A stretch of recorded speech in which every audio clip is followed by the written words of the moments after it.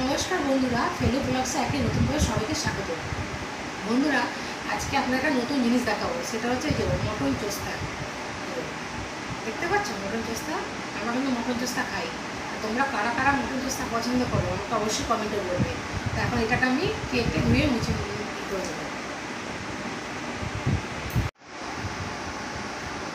এবার চোস্তাগুলো কেটে নেওয়া হচ্ছে।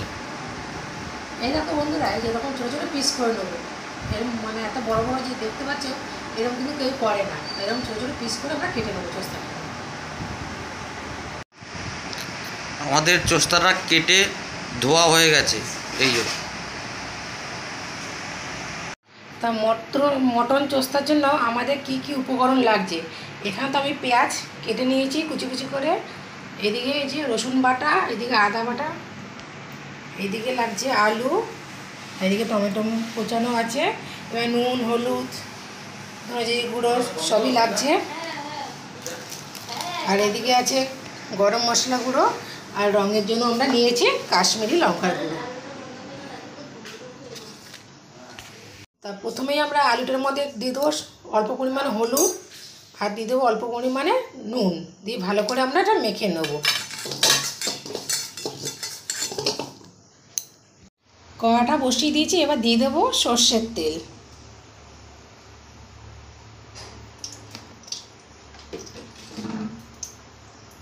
তেলটা গরম হয়ে গেছে, এবার দিয়ে দেবো আলু। আলুগুলো লাল লাল করে ভেজে নেব।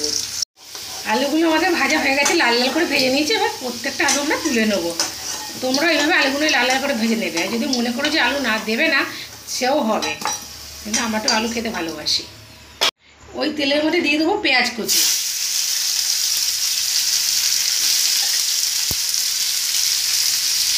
পেঁয়াজটা লাল লাল করে ভাজা হয়ে গেছে, এবার দিয়ে দেবো আমরা রসুন বাটা, পরিমাণ অনুযায়ী রসুন বাটা। এরপর দেবো আমরা আদা বাটা, দিয়ে ভালো করে নাড়াচাড়া করে নেবো যেটা আলুর জন্য কাঁচা গন্ধটা চলে যায়। এবার দিয়ে দিলাম টমেটো কুচি।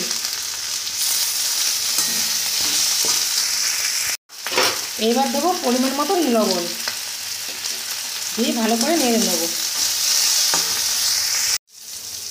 এবার দেবো লঙ্কার গুঁড়ো, তারপরে দেবো হলুদ গুঁড়ো,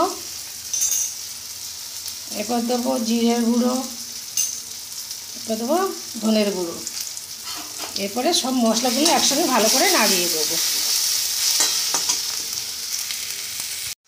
রঙের জন্য দিয়ে দেবো আমরা কাশ্মীরি লঙ্কার গুঁড়ো, অল্প পরিমাণে দেবো।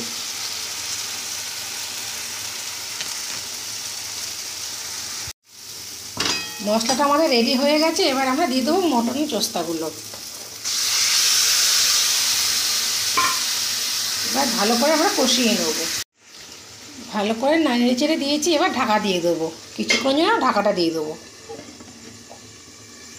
এবার ঢাকাটা আমরা নামিয়ে দেবো, দিয়ে ভালো করে নেড়ে দেবো।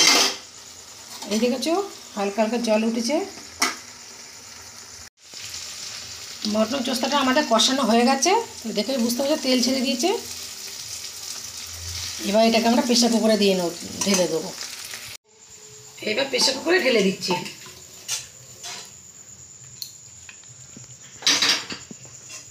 এবার দিয়ে দেবো উষ্ণ গরম জল। এবার ঢাকাটা আটকে দেবো।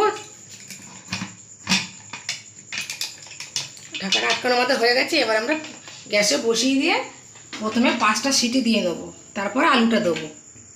এবার আমরা প্রেসার কুকারে ঢাকাটা খুলে দেবো। 5টা সিটি পড়ে গেছে, এই দেখো। দিয়ে এবার আলুগুলো আমরা দিয়ে দেবো ওর মধ্যে। দিয়ে আলু দেওয়া হয়ে গেছে। এবার দেবো গরম মশলা গুঁড়ো, পরিমাণ মতন গরম মশলা গুঁড়ো দিয়ে দেবো। দিয়ে আবার ঢাকা দিয়ে 5টা সিটি দিয়ে নামিয়ে দেবো।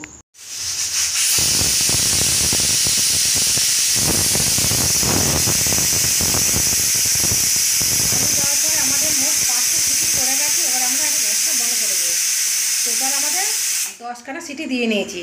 এই যে আমাদের চোস্তাটা রেডি হয়ে গেছে, মটন চোস্তা। এবার আমরা গ্যাসটা অফ করে দেবো। মটন চোস্তাটা আমাদের হয়ে গেছে, আমরা একটা গামলায় ঢেলে নিয়েছি। তা আমাদের পর্বটি কেমন লাগলো আপনাদের? যদি ভালো লেগে থাকে লাইক শেয়ার করবেন, আর যারা নতুন আছেন তারা একটা সাবস্ক্রাইব করে দেবেন। ধন্যবাদ।